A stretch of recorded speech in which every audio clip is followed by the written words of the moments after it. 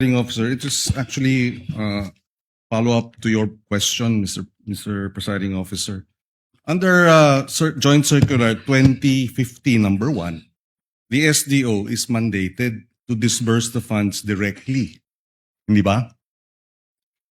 To the final legitimate recipient or purpose. Si La Chica, Colonel La Chica ba yung legitimate recipient? Final legitimate recipient or purpose? Hindi po, Your Honor.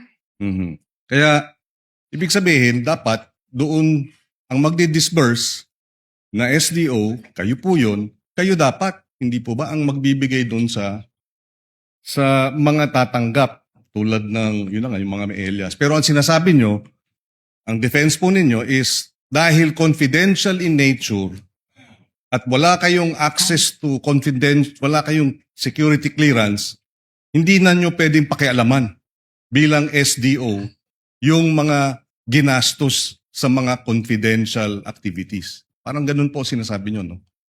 Tama? Pinireply po naman po sa kanya, Your Honor. Pero, okay, yes. Yun na nga. Yun lang. Yun lang actually na dapat ang SDO under the Joint Circular should be the one to disburse the amounts to and disbursement means final recipient or purpose. Hindi naman po si Colonel La Chica yung final recipient at hindi rin siya yung for final purpose. Meron pang iba.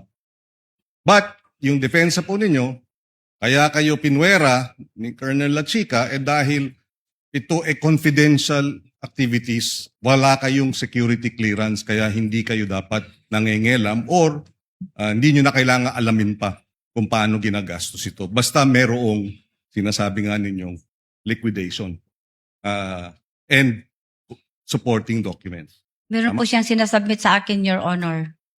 Okay, maraming salamat. Thank you. Salamat din. Thank you, Senator Judge Kiko. Madam Gina, you are excused. Maraming salamat po sa panahon, sa pasensya, sa pagtugon sa mga katanungan ng mga abogado na magkabilang panig at kayo din ng Senator Judges. Salamat po sa oras. You are excused, ma'am. You may step down Salamat po from the sa witness. lahat. Salamat po. Magandang hapon. For some administrators,